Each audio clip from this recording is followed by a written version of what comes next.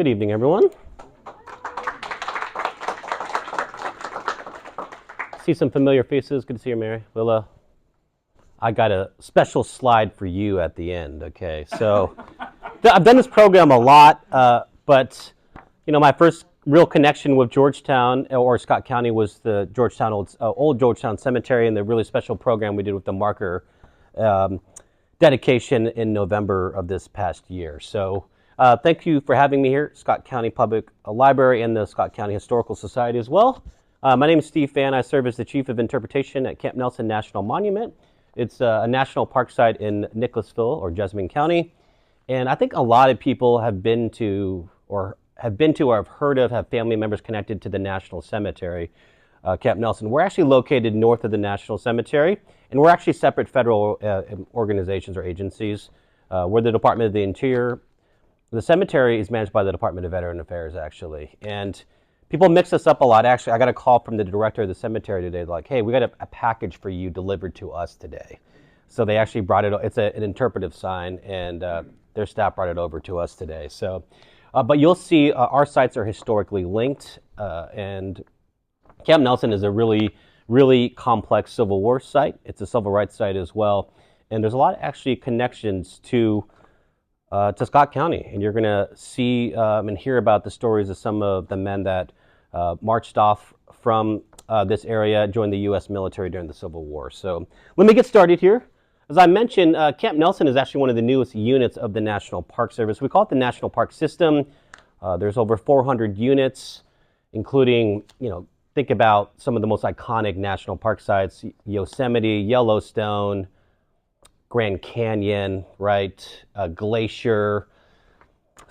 I'm actually from Colorado, Rocky Mountain National Park, right? People think about these big iconic open spaces, these dramatic natural landscapes. We also manage a lot of historic sites in the National Park Service as well. If you've been to a lot of battlefields like Gettysburg and Chickamauga, Chattanooga, Shiloh, Fort Donelson, Stones River, the MLK House or MLK site, Martin Luther King Jr. site in Atlanta, the National Mall in Washington, D.C., where all the monuments are at. That's a national park site as well. And we're at like 433 what we call units right now. Camp Nelson is 418, so we're relatively new. And we're building on the foundation truly of of the people that came before us. This was known as Camp Nelson Heritage Park if you've been there before. This was managed by Jessamine County from 1998 to 2018. October of 2018, it's declared a national monument, a new unit of the Park Service. There's a 3-year co-management agreement with the county until October of 2021, and that's when this becomes a fully managed national park site. And as I mentioned, I am not a native Kentuckian. I came out here literally because of Camp Nelson building this really important site and stories plural. I spent most of my career working for the Park Service out east in D.C. doing Civil War sites.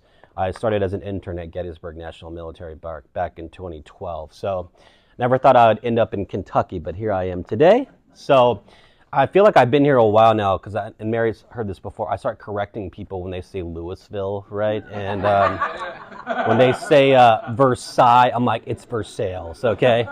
And I'm like, man, I've been here too long. So you're going to see me kind of start backwards, then actually start today and then kind of move backwards. If you've ever been out to the park, this is the Visitor Center and Museum. We basically acquired this when this became a National Park Service site. I kind of joke around. We call this like 40 Shades of Gray. That was the VC, Visitor Center and Museum, built by the county. You can see the NPS sign on there. And this is the new exterior of the Visitor Center here today. And one of the things that we're doing is restoring the historic landscape of Camp Nelson. And you're going to see what that looks like. It's called a camp, a military encampment, but you're going to see it's much more. So what exactly is our mission at Camp Nelson? And I actually kind of tweaked the language on this a little bit to be more encompassing. And you're going to see how complex Camp Nelson is as a Civil War site. I truly believe it's one of the most unique and dramatic Civil War sites that you'll see across the country. This site's around for 3 years, and you're going to see what this looks like. So, and archaeology is a big deal here. I'll talk about that as a historic site. It was a U.S. Army supply depot recruitment center for both white soldiers and U.S. colored troops, African-American soldiers. They were known as U.S. colored troops. It also served as a refugee camp for white civilian Unionists, especially from East Tennessee, other areas of Kentucky, escaping Confederate occupation and the war, and African Americans fleeing enslavement as well. So you can see it's very, very complex in a state that is very complex during the Civil War, especially with its allegiance. So we talk a lot about resiliency, perseverance, courage, and self-determination at Camp Nelson National Monument. And we're fortunate. You're going to see a lot of faces today. You're going to hear names. You're going to see buildings. You're going to see how important this site is. And I always start with a native Kentuckian himself, right? Abraham Lincoln. By the way, that is another national park site. Abraham Lincoln birthplace, National Historical Park in Hodgenville is a national park site. There's also the Mill Springs Battlefield National Monument down in Nancy, Kentucky. There is Big South Fork National River Recreational Area. And am I missing one right now? I think I am. Oh, of course. Mammoth Cave, which is a World Heritage Site. Them too, of course. Oh, that's right. Yeah, Cumberland Gap. Yeah, I appreciate that. And which is in like 3 states. I use this because this is critically important to understand how complex Kentucky is. And it's really in the middle between North and South, even though it's considered the South. You know, and this line is attributed to Lincoln in 1861 when the war begins. I think we've seen, you can see this on t-shirts now and like murals like on buildings and things like that. But he's absolutely right. And so, you know, what is Kentucky during the war? Well, it remains a Union state, right? It's a loyal slave state known as a border state. And to the north, Illinois, Indiana, Ohio, these are these Union states, right? U.S. states. To the south are the states that have seceded from the Union, right? The Confederate states. And everything in the middle is you're going to see the Western Theater. You can see to the left, the Mississippi River to the Appalachian Mountains. That's a lot of space, right? And so you're going to see a lot of campaigns and battles out here. As I mentioned, some of the most iconic battles of the Civil War, including Perryville, right? The biggest battle that occurs in the state in October of 1862. You can see the red and blue lines here that will show movement of armies, blue being the U.S., red being the Confederate. And this is really 61, 62-ish, I guess kind of the Kentucky campaign that leads to Munfordville, Richmond, and Perryville. But the reason why I show this map is the movement of men and supplies. That's why Kentucky is so critically important. Lincoln, the War Department, they need Kentucky resources, horses and food and fodder, and they also need their men as well. And the base of operations for the U.S. military will be Louisville, and it'll go down along what they call the L&N Railroad, Louisville and Nashville Railroad, all the way down to Nashville, from Nashville to Murfreesboro, from Murfreesboro to Tullahoma, all the way down to Chattanooga. And once you get to Chattanooga, it's the gateway to the South, right? Especially Georgia and the Carolinas. And that's what we're going to see in 1864 with Sherman. But I also want you to look closely at East Tennessee as well. If you think about the Tennessee state flag, you got the 3 different stars, right? West, Middle, and East Tennessee. That's why they have 3 stars. And each region of the state is dramatically different, especially East Tennessee from Middle and West. It's more agricultural, more mountainous, less reliance on agriculture, especially slavery, right? And so when the war begins, East Tennessee is incredibly pro-Union, and almost immediately they'll be under Confederate control and occupation, and that will lead to a campaign from somewhere in Kentucky starting in 1863, and that's why Camp Nelson is established. And let me go back to this real quick.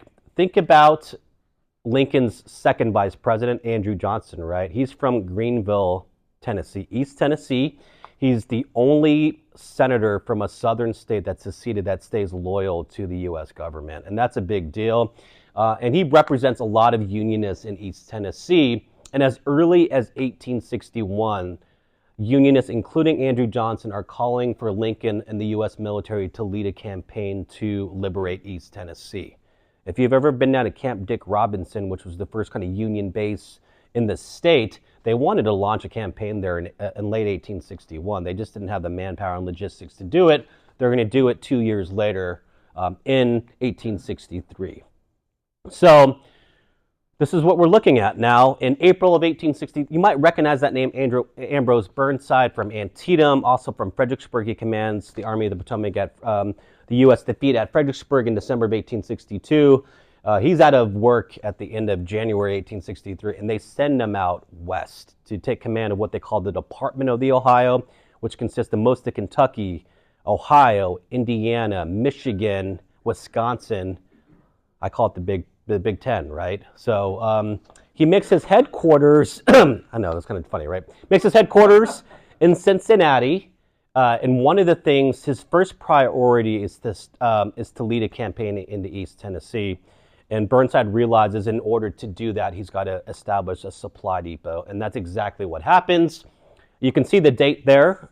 Spring of 63, he instructs his engineers, these are West Point officers, to proceed to some point beyond Nicholasville for the purpose of selecting a site for a depot for military supplies for the troops operating in that vicinity.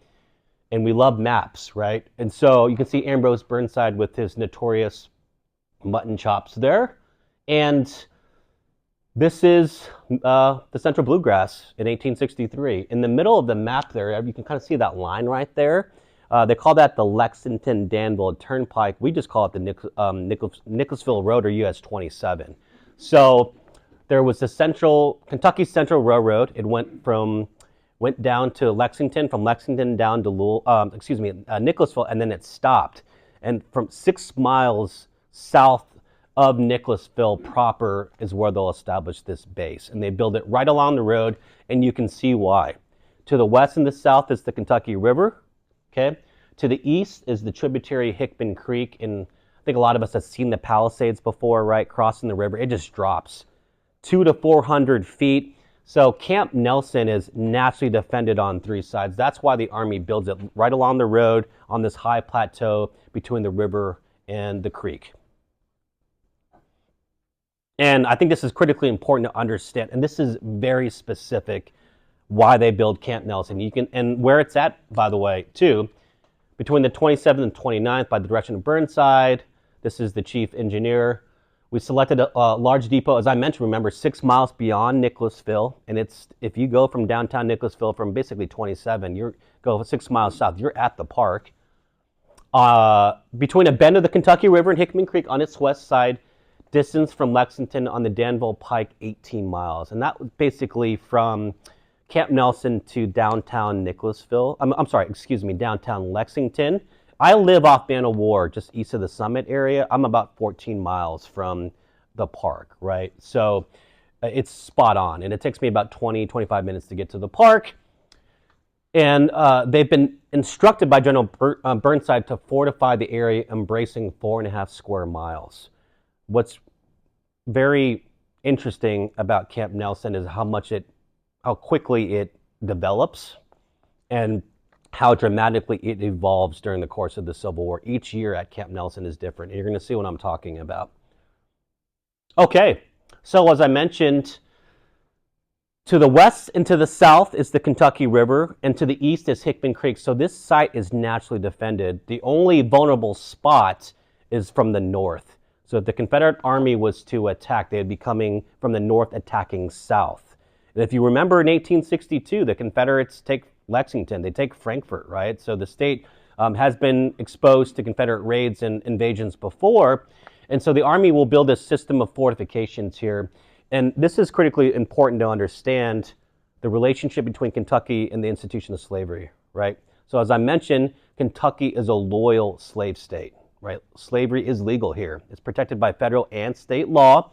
And so if the U.S. Army, the federal government, they want to if they want to use slave labor to build fortifications and roads, which they do at Camp Nelson and throughout central Kentucky, they have to impress enslaved people. And that's the word they use. You can see from the New York Times in mid-August of 63, meaning the Army will basically borrow human labor for a temporary amount of time to do work for the Army, perform labor, and they'll compensate the owners, if that makes sense. So that's what impressment means, and that's the word that they use. If you were in Virginia or North Carolina, South Carolina, Georgia, and an enslaved person comes into Union lines, the Army was permitted to confiscate contraband of war, right? Because you're using this against the enemy. The big difference here is Kentucky is not in rebellion. So the Army is trying to navigate a very thin line here. And that's why slavery will remain legal in Kentucky until the end of the Civil War. And so what does this look like? Well, here's another version of the map. As I mentioned, you can see the Lexington-Danville Turnpike in the middle. To the west is the Kentucky River. You don't see the bend there, but you also see Hickman Creek. And this is at the end of the Civil War. You can see the system of fortifications at the north there, and everything is built along the road to efficiently move men and supplies. And you're going to see historic images of the buildings here, and it's quite dramatic. It's quite spectacular. And this is what it looks like. If you've ever been out to some of the Civil War sites, including this area, Munfordville has some fortifications.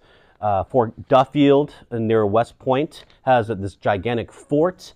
They're called earthworks. They're built out of earth and wood, basically. And you can see there's a ditch right here. You can see the wall right there. Think about digging a hole, right? It's called, you're just excavating dirt. And when you excavate dirt, the dirt goes somewhere. So the dirt is going to go to build the wall. If you know anything about the geology, I'm sure a lot of you do in this area, there's a lot of karst geology and limestone. So the Army engineers will incorporate stone into to reinforce the walls here, which is really, really rare. One of my focuses is Civil War era earthworks, and you will not find this at a lot of places in the country. By the way, you're looking at a fortification that's 160 years old, and that's still at Camp Nelson today. These were built by African Americans. And you can see that system of fortifications along the northern approach, a bit along the creek as well. All right. So as I mentioned, first and foremost, Camp Nelson is built as a supply depot, a training center, or even a recruitment center as well for white troops, Kentucky soldiers, and even troops from East Tennessee, and a hospital for the U.S. military as well. And as I mentioned, it's called Camp Nelson because it's a military encampment, but I want you to remember it as a military base, a semi-permanent military base that's established, as I mentioned, in late April of '63, but it's really June, July, August, where within days you'll see dozens of buildings constructed. Think about the expense that goes into this, and these are some of the structures that you're going to look at. You're going to see here, and by the way, these are not soldiers. The majority of people employed at Camp Nelson are civilian contractors that are working for the government. And you're going to see them working out all these different workshops and bakery, and there's horses and mules here. There's quite a bit. And we're fortunate, as I mentioned, if you look at Civil War photography, the majority of photos of battlefields are taken after the battle, right? Which makes sense. The men are fighting, they're moving, they're not going to stop and take photos. A lot of the images are taken after the battle, of course. That's not the case at Camp Nelson. As I mentioned, this base is around for 3 years.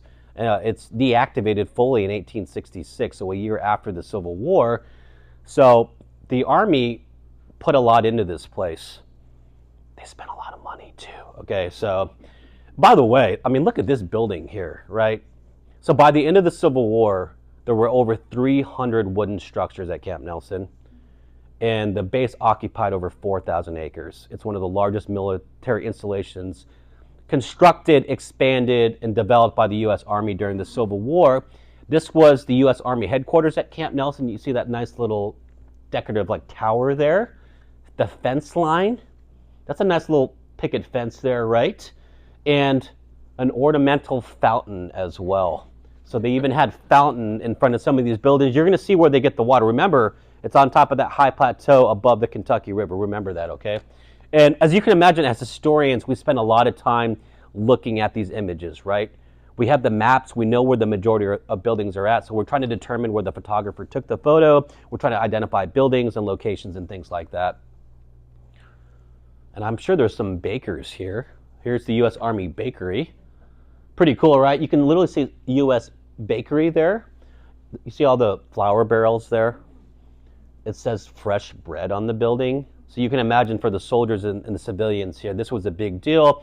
You know, they're not eating hardtack every day, right? The general Army ration. And the Army was producing thousands of loaves of bread per day just to keep this site going, but also to send it out into the field as well. For the ones that got in trouble, here is the Army prison. You were talking about a stockade wall. There's the stockade wall, right? You can see a guard tower right there. There is the prison. And actually, it was, I think a lot of people assume it's for Confederate soldiers, and it's not. There were a couple Confederate soldiers there who stayed there temporarily as they were being transported to northern prisons. This was mostly for U.S. soldiers and civilians that were at Camp Nelson, violated military protocol and things like that. There is an account there that a prostitute was thrown in jail as well. So they seem to follow the Army around, right? And again, just look at the landscape, right? Come out to the park today to kind of see how open it is, right? It's, after the war, it reverts to its purpose as agriculture, right? But you can see there was quite a bit of trees there. There are tents everywhere, and there's all sorts of buildings as well. So we spent a lot of time looking at these buildings. These images. Look at the soldiers' home. It's incredible. And it's for soldiers that were actually here temporarily before they were sent off to different locations. Again, you can see the pathways, the fence, another ornamental fountain. Amazing. And imagine this is being built in the span of weeks and months, right? And this is one of the largest structures built at Camp Nelson. And again, we're always looking at the pictures in the back. So this would be located basically southwest of where the main visitor center is today. And what I love about this image is you can look very closely. You can see the original road right there. See the road trace? So that's actually the Lexington Danville Turnpike. You can see the berm right there. And these are some of the workshops that were built to support, there was like leather shops, mills, and different items that were being produced for the Army here. And it makes sense, right? They constructed the buildings right along the road, so you can get men and supplies in and out of the site. Obviously, being a military site, there's a lot of ordnance here as well. They had them in the fortifications, 21 of them, but they also had them at this ordnance depot. This is actually located close to where the National Cemetery is today. And so, cannons would come in and they'd leave to go out into the field. And importantly as well, as I mentioned earlier, it was a hospital center for the military as well. So this is the hospital ward constructed at Camp Nelson. Look at the buildings here, right? And a central location to bring in troops that are recuperating men that are sick, and then bring them back to health and send them back out to the field. But look at these buildings that they're doing here, right? It's incredible that this is all going up in a span of about a year. And we talked about the water. This is where it's coming from, okay? Or it's going to. The Army constructed and designed a reservoir that held 500,000 gallons of water. Incredible. They pumped water up from the Kentucky River, believe it or not, with a steam engine on the Kentucky River that they floated down from Cincinnati. Unfortunately, these went into lead pipes, right? All the way up to the reservoir. And believe it or not, this is on high ground. And these are brilliant engineers, right? The Army put this on high ground and they used gravity to dispense the water throughout the base. And some of it went to the hospital, but the majority of it actually went to the workshops as fire suppression. So you can imagine a lot of wood around, right? A lot of sparks, flames, things like that. But that's how the Army was able to get water. And if you go to our museum today, you'll see a section of the pipe that was uncovered during archaeology. It's truly incredible.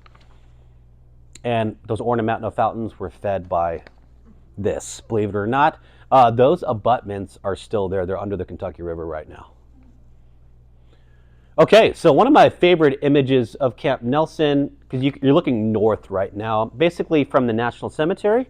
In the foreground, you can see these are ambulance wagons. In the middle, we call it the heart of Camp Nelson. These are these government warehouses, and this is all a part of the park here today.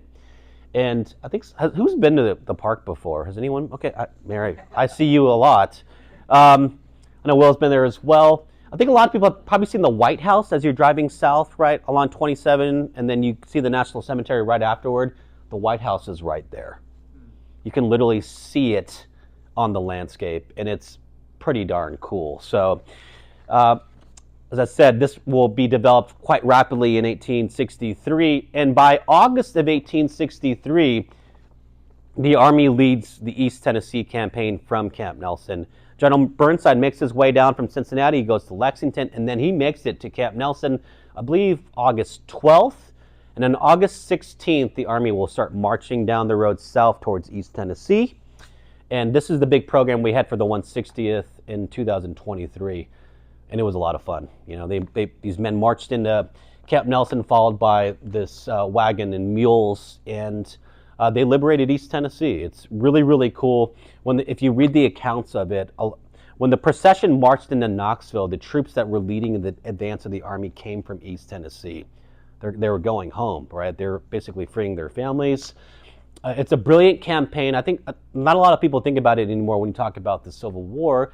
Burnside serves really capably during this. The Army will bypass Cumberland Gap, flank it, and go into East Tennessee. And I want you to think about how quickly they move. The campaign takes off on August 16th. They're in Knoxville the first week of September, and they're marching. It's absolutely incredible. So this campaign serves its purpose. East Tennessee is liberated. It will be controlled by U.S. forces for the remainder of the Civil War. And it looks like Camp Nelson's future is over, or pretty murky by 1864. And everything changes in Kentucky in 1864. The war changes dramatically in 1864. Amir, I know you've seen this before. And I always set this up, right? And this is General Grant. By this point, Grant has just been promoted to Lieutenant General. He's General in Chief of the Army. He's got 3 stars, right? And he makes a trip to Kentucky, by the way. There was, I've read one newspaper account that he was at Camp Nelson. I don't think he was. But he does go to Frankfort, and then he goes to Lexington, Frankfort, and then he goes to Louisville to meet Sherman. But this is what he says. I've had an inspection made of Camp Nelson and Mount Sterling. Mount Sterling was like an auxiliary supply depot that would feed into the bigger ones. It shows a wasteful extravagance. He must have not liked the fountains there, right? And also the points are badly selected. It seems to me that Camp Nelson should be broken up entirely and the public property issue where it will be of service. And I think that's fair. I think that's a fair point. Because what happens in 1864, right? Grant gets promoted and he heads out to Virginia to oversee the Army of the Potomac, who's fighting Lee in the Army of Northern Virginia, the Overland Campaign in Richmond and Petersburg. Sherman will be in command of the West, and Sherman leads his campaign to Atlanta and then to Savannah and the sea, right? And so the Army is continuing to stretch further south. And I showed you that first map. By this point, it's too hard to efficiently move men and supplies through East Tennessee. So they're going to follow that traditional route from Louisville down to Nashville, down to Murfreesboro, Tullahoma, and Chattanooga. Chattanooga becomes the big base of operations for the military. So Camp Nelson is about to be broken up, deactivated, right? But everything changes in 1864 with the recruitment of African American soldiers. And this is a watershed moment in the state, and I think national history as well. And the state had been resisting this until this point. So in 1863, the Army, the War Department established what they call the Bureau of Colored Troops in May of 1863. And the Army starts organizing black regiments called U.S. Colored Troops, USCT. That's where you get that term from, U.S. Colored Troops. They did not do it in Kentucky because of resistance to black enlistment, all the way until the next year in 1864. So I use the analogy, what's happening in 1864? Well, sure, General Grant's in charge now, right?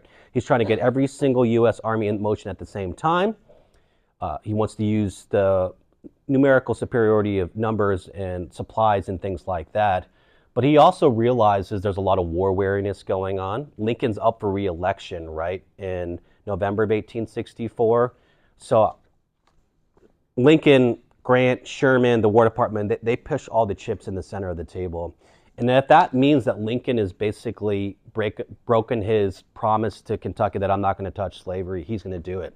Because what ends up happening is when Kentucky, or the Army starts enlisting men in Kentucky, they free them. So this is a form of emancipation. And it is heavily resisted until really June of 1864. And you can see there, this is kind of the watershed moment. And the Army and the War Department, the federal government, they were trying to compromise with the state, right? To keep the state in the Union, they said, okay, we'll enlist men, but Kentucky said, well, they have to be compensated. The enslavers have to be compensated, and they can't train in the state of Kentucky, and they can't wear U.S. Army uniforms. And the War Department's like, no, we need to do this. If you look at the date, it makes sense. By the summer of '64, there's a lot of stalemate on the battlefields, right? And so they need manpower. And so the government will authorize recruitment in the state of Kentucky, as you see, as rapidly as possible. And they're going to start recruiting African-American men, okay? And this is one of the most iconic images of Camp Nelson. This is called the Recruiting Rendezvous, which is no longer there, of course, located in the southern section of the park here today. This is the only image we have of U.S. colored troops at Camp Nelson during the war. You can see likely the 5th or 6th colored cav by the uniforms they're wearing, and it's quite dramatic. So what do I mean by this idea of emancipation? This is one of the most famous lines that you saw in a newspaper actually this last year. This comes from a soldier at Camp Nelson, and he said, see how much better we are now than we were 4 years ago. It used to be 500 miles to get to Canada in freedom, right? Underground Railroad.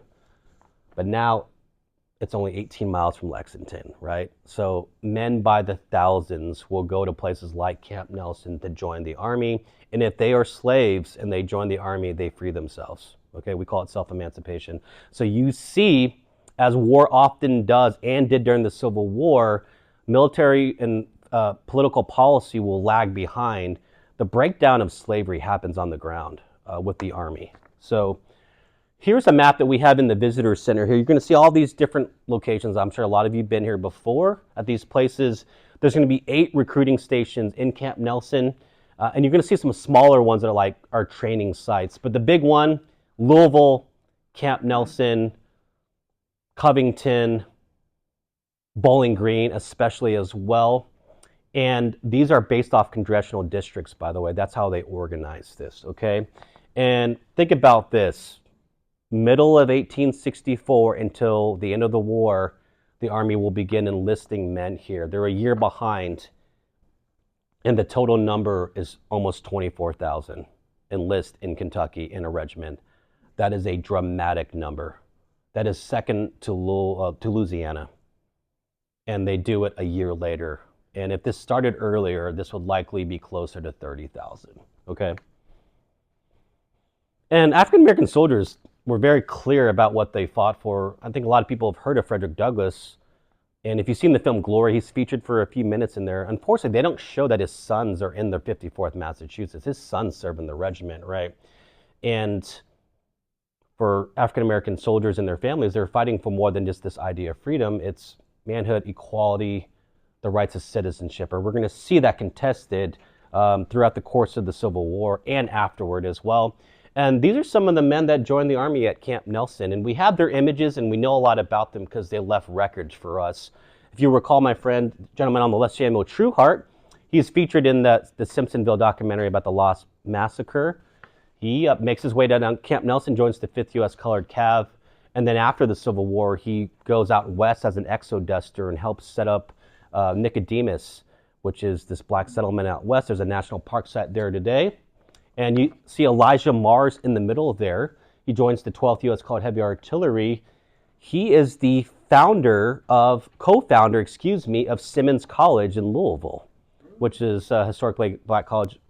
And then he leaves basically like an autobiography, as is the gentleman on the right, Peter Bruner, who joins the 12th U.S. Colored Heavies as well. And so we have images of these people. We have their service records. You're going to see Scott County as well. And unfortunately, for a lot of men in uniform, and you'll see this illustrated quite profoundly in the documentary, what they have to experience. Some of the black soldiers from Camp Nelson were murdered on the battlefield at Saltville in Western Virginia in October of 1864. And as my friend here mentioned, in January of 1865, over 20 of them were killed escorting cattle from Camp Nelson to Louisville, What about Scott County? And really, I pay tribute to my friend Willa for this because of all the work that she did in the Historical Society did over the course of several years to identify the names of some of the men buried at Camp Nelson, dedicate headstones to them, and this historic marker as well. So I want to give you some more numbers here. The U.S. Army organized 22 U.S. colored regiments in Kentucky during the Civil War, including 8 at Camp Nelson. So of the 22, 8 were organized at Camp Nelson, which was the largest recruitment center in the state. Over 10,000 men will be assigned to a Camp Nelson regiment. You saw that number, right? 23,703. 10,000 are assigned to a Camp Nelson regiment. Camp Nelson is the 3rd largest recruitment center in the country, behind New Orleans and Camp William Penn in Philadelphia. As I mentioned, it will start a year later, and I'm very proud to say that Camp Nelson is the only surviving site today. Okay, of those 22 regiments, soldiers who served in 11 regiments are interred at Old Georgetown Cemetery, including 6 of 8 Camp Nelson units, and these are the units that are represented at at the cemetery. I think a lot of you might have seen this marker that was just dedicated in November. It's amazing. 5th U.S. Colored Cavalry, which was Camp Nelson. 12th U.S. Colored Heavy Artillery, Camp Nelson. The 100th U.S. Colored Infantry, which was recruited at large, including Lexington. The 108th U.S. Colored Infantry, which was Louisville. The 114th and 116th regiments, which were at Camp Nelson. The 117th was Covington. 119th, Camp Nelson. 122nd, 123rd were Louisville, and 124th was Camp Nelson. And I think this is important to understand. The final resting place reflects the broad scope of the African American Civil War experience. The states of Ohio, New York, Maryland, and Massachusetts and Tennessee are representative. So we have those those Kentucky soldiers, but there's men from other states that are buried at the cemetery as well. 5th U.S. Colored Infantry, which was Camp Delaware, Ohio. The 118th U.S. Colored Infantry, which is really interesting, by the way. If you look at their service record, they were organized in Baltimore in 1864, but almost every single company is mustered in at Owensboro or Daviess County. That's actually a Kentucky regiment, so I'm going to say it's actually 23 regiments. The 5th Massachusetts Colored Cavalry, Camp Meigs, Redville, Massachusetts. That's the same encampment where the 54th and 54th Massachusetts were organized. If you've seen the film Glory, they're at that encampment beginning of the war. The 26th U.S. Colored Infantry, also known as the 26th New York Infantry Colored, believe it or not, were organized on Rikers Island, New York. And then the 16th U.S. Colored Infantry, which was organized in Nashville, Tennessee. So think about these numbers here, y'all. There's almost 30 regiments, right? The War Department organized 175 USCT regiments. And this number excludes state regiments that were not redesignated as USCT units, like the 54th Massachusetts Infantry. So soldiers of 14 USCT regiments are buried at this cemetery. It's incredible. Of the 48 soldiers interred at the cemetery, 27 served in the USCT regiment organized at Camp Nelson. And I'd like to share some more information about some of these soldiers that served in these regiments. And check this out.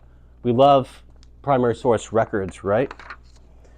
So here's one of them. I want to start with this gentleman right here. And this is his service record. Mustered and description record. You see how detailed it is? And this is on Fold 3, by the way, which is a part of Ancestry. You can find hundreds of thousands of soldiers, American soldiers there. And look at, what do you have here? James Elgin, right? He's with the 5th Cavalry, Company E right there. And Detachment of U.S. Substitute. I'll talk that in a second. He enlisted at Lexington in October of 65. He was 19 years old. He was a laborer. You'll see that occupation for enslaved people. They enlisted for 3 years. And look at this. This is the most important thing. And the reason why I pulled this up, because this is really unique. For whom he was substituted, John L. Elgin. So that's the person that enslaved him, right? And he was credited to Scott County.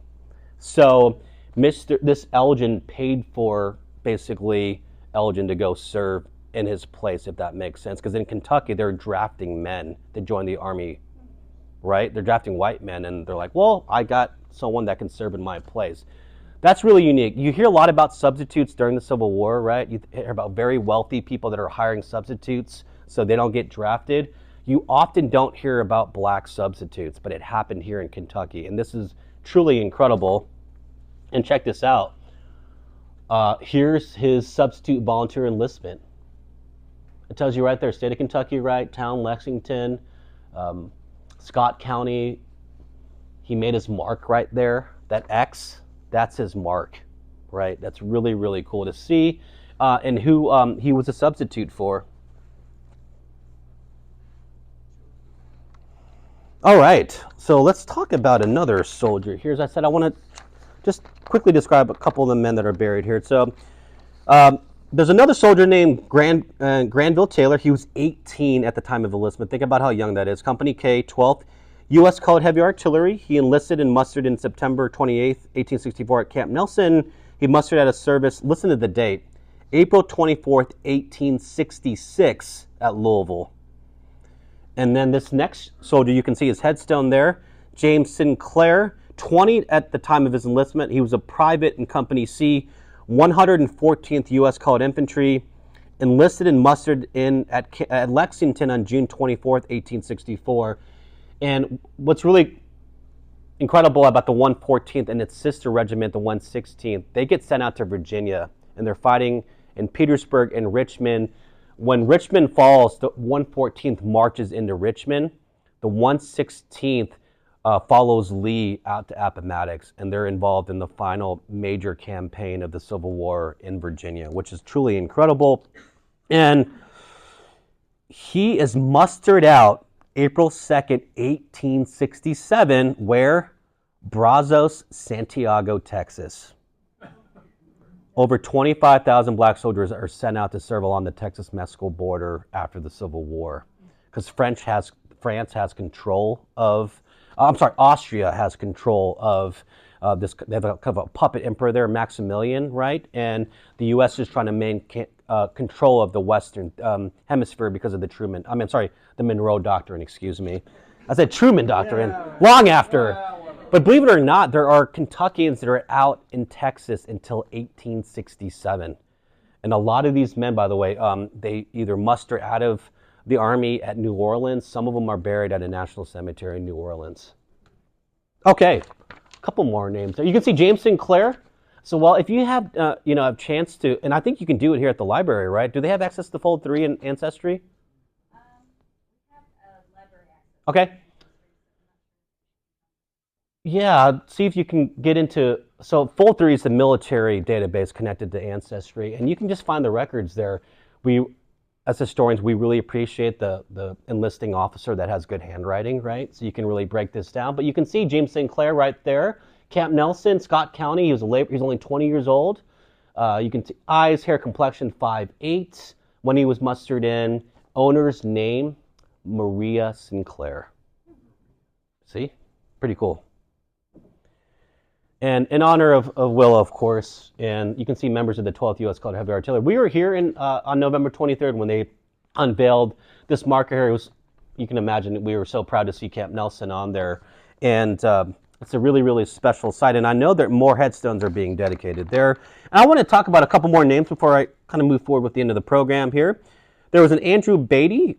He was 25 at enlistment. He was Company F, 116th U.S. Colored Infantry, enlisted in June of 64. And he'll be mustered out of service July 1867 at New Orleans.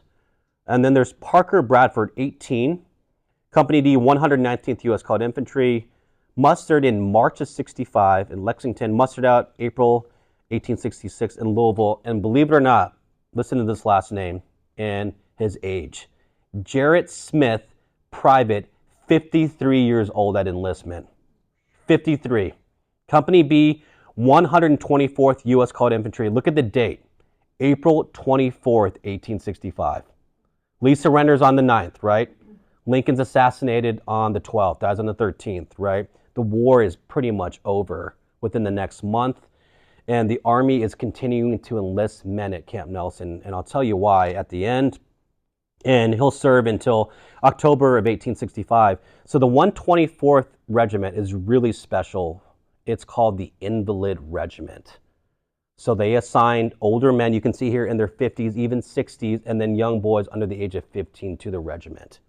And the reason why they did that is because even though they're unfit for military service, either too young or too old, by having them enlist, they would free themselves, right? This is a way for them to free themselves. It's really, really cool. So, unfortunately, well, unsurprisingly, excuse me, the men are not alone. They're joined by women and children and other people trying to escape slavery. And unfortunately, on multiple occasions, 8 or 9 times in 1864, the Army itself expels the family members of black soldiers. It's horrific. They're called expulsions, and you can see here who they're expelling: women, children, and men old and infirm, right? The 124th had not been organized yet, who have voluntarily come into camp will be sent beyond lands. And so they're called refugees, right? They haven't freed themselves because they hadn't joined the Army yet. Slavery, again, is still legal. And so their status is quite precarious. And unfortunately, on the same day, we actually dedicated the marker at Old Georgetown Cemetery. November 23rd, 1864, over 400 refugees were expelled from Camp Nelson, including the wives and children of black soldiers. Over 100 people died. They were Yep. during a snowstorm. During a snowstorm, absolutely. And the accounts are absolutely horrific. The Army came in and did some investigations afterward, and they talked to some of the soldiers and some of their family members, and they talked about what happened.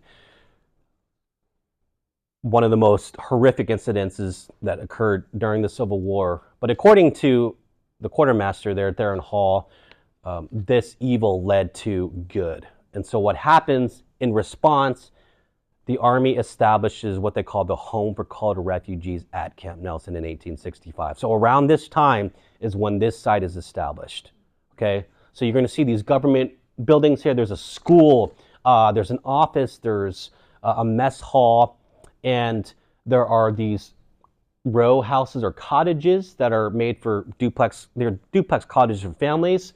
And this is one of my favorite images of Camp Nelson because you see the growth of the refugee site.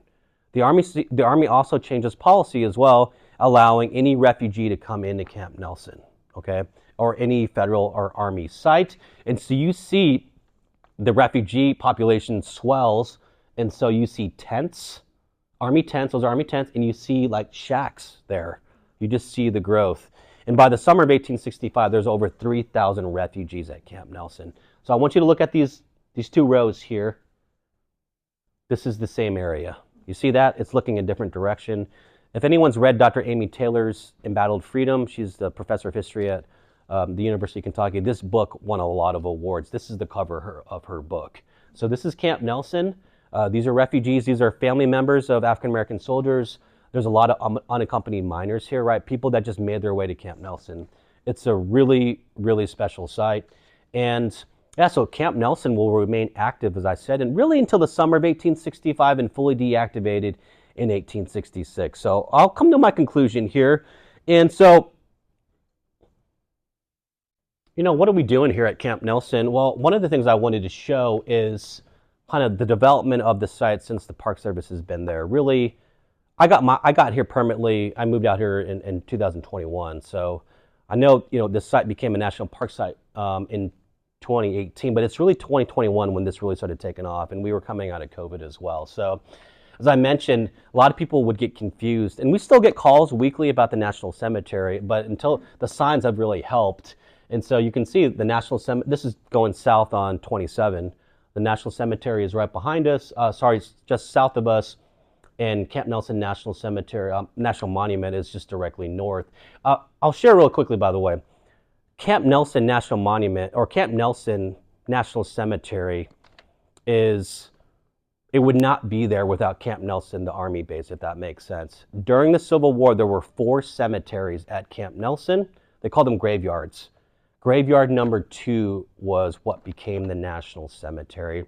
It's redesignated the National Cemetery in 1866 after the Civil War. And as you can imagine, the cemetery's been there for 150 years. There's family members of community members buried there for generations, right? It's actually still expanding.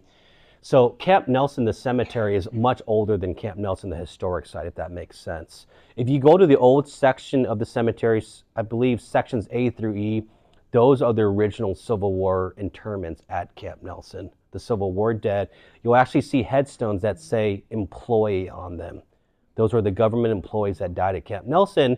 They're not spouses either, but they're allowed to be buried there because they served the Army or worked for the Army during the war. We're putting in new trails and things like that. We've got new exhibits up in the reconstructed barracks that talk about the individual soldiers, both black and white, and civilians that were at Camp Nelson. And I got here in 21, as I mentioned. This is what the front desk looked like, okay? We put that in, by the way. When I first got here on a detail, there was no front desk. So front desk, look, this was like, we didn't have a full staff yet, and there's a lot of white, right? It was, hey, we're doing the best we could. This is what it looks like today, right? Hey, we got paint, You got pictures? Yes, as I said, we've got over 40 historic images of Camp Nelson, so they're displayed all over the place.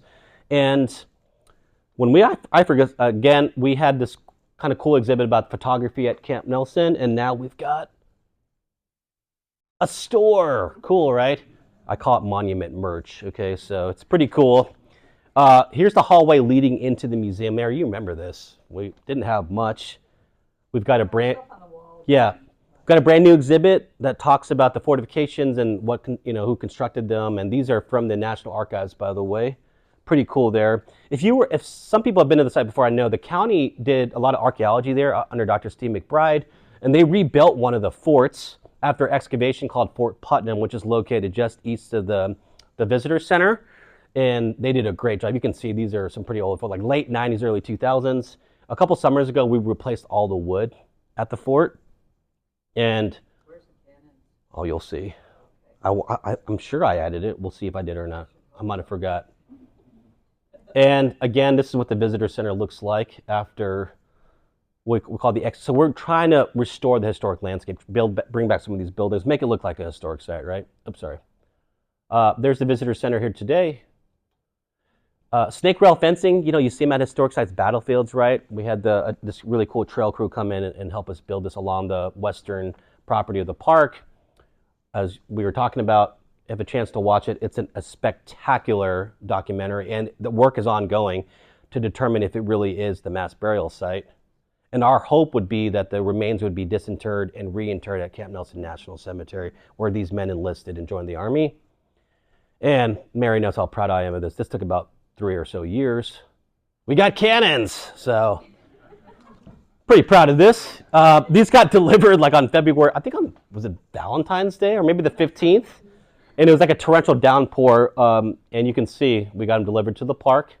So one of the things we want to add, right, just want to make it look like a historic site again.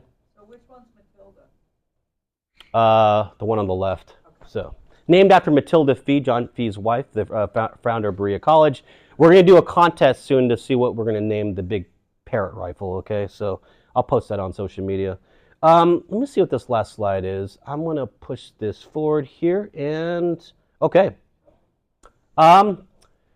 So that's our information. Website, Facebook, Instagram. And I want to show you one thing before, and I pulled it up. We just shared this on our website today, so check this out. So this on our website, we just published it. It's called Then and Now, right? And I know Gettysburg does this at some other historic sites. But this is the famous White House, right? So check this out. So this is what it looks like today. And this is what it looked like during the Civil War. So we want to take advantage of those images, right? Pretty cool. And hey, I mentioned, right, that famous image of the White House from the cemetery, basically. It's right there. Remember the ambulances and the warehouses over here? This is my favorite image. Check this out. See the White House there? It's pretty cool. So yeah, you can see obviously the warehouses and the wagons there. And I think final image is, this is what the prison looks like today. You can see the flat ground, and it's right there. Pretty cool, right? And this is one of the grain sheds. So this is 27 right there. There's that fence. The White House is over here. And this is what it looks like from here. So pretty cool. Thank you so much. I appreciate your time.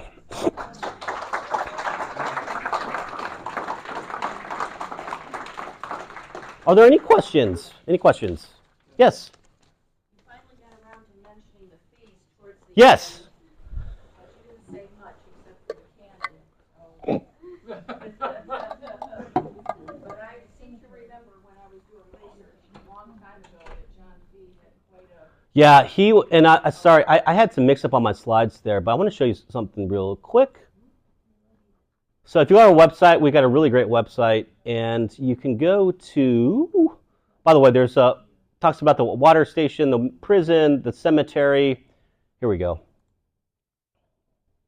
So there's one of the schools at the Home for Colored Refugees. So there were abolitionists here. The American Missionary Association was at Camp Nelson. John G. Fee, the founder of Berea College, was at Camp Nelson during the Civil War, specifically helping develop the Home for Colored Refugees. And we're going to do some more programming on that over the course of this spring and summertime. And the issue with Camp Nelson is what's going to happen after the war, right? So on March 3rd, 1865, we just celebrated the anniversary. Congress will pass legislation which frees the wives and children of African American soldiers, which is a big deal. In Kentucky and then Delaware as well, where slavery is still legal. And you can imagine the Army's like, wow, there are more men enlisting, right? And so this time frame all the way up until June of 1865, the Army is still enlisting black men in Kentucky because slavery is still legal. But the big question is what happens after the war. During the war, the Army or government can use what they call military necessity to build fortifications. They can knock houses down. They can build these military bases. When the war is over, the land returns back to the property owners, right? And so what was going to happen to these refugees? Some of them wanted to stay. Others, the majority of the refugees were moved to like places like Cincinnati to become like domestic laborers and other occupations like that. But the ones that wanted to stay, several families are like, we want to stay here. So John Fee, but it's mostly Matilda Fee, his wife, who had the financial backing. They bought acres of land at the Home for Colored Refugees, and they sold it back to the refugees, if that makes sense. So after the war, the former Home for Colored Refugees becomes Ariel, the community of Ariel. It's now known as Hall. And if you see on the back of your park brochure, I'll show real quick. You can see the park. I mentioned Camp Nelson was over 4,000 acres during the Civil War. Obviously, we have about 465 acres now. If you go across the highway west of US 27, we have 7 acres where the Home for Colored Refugees was at, including the Fee Memorial Church, the second church that was built there in 1912. It's a really special area, and we're hoping to have more of a physical presence there. We're working on a parking lot design right now, and a stabilization of the church. It's over 100 years old, and it's in really bad shape. And we're hoping to have it open, repaired, and open to the public in the coming years. It's a really special site. There are still descendants that live in that community that go back 160 years. There's a black cemetery there with USCT soldiers and their family members buried there. So I appreciate you making me, reminding me that this is one of the most important parts of the Camp Nelson story is the aftermath. And being a historic site, we're very fortunate. There's a lot of descendants that reach out to us from across the country. Kentucky, of course, but literally across the country. I met a woman from California. She came out here, and her great-great-grandfather was in the 12th U.S. Called Heavy Artillery, and she's like, I'm literally following in his footsteps, right? And then she was visiting all the sites that he was associated with. So, we're working on that right now, and what's really, it's been really powerful to be a part of it. We're building on from what was established before, of course, right? But I'm on the ground of building a new national park site, which is a really unique opportunity. I'm really grateful for it. So thank you. Any other questions about Camp Nelson? Yes, sir. It isn't necessarily about the campground, but have you lost any funding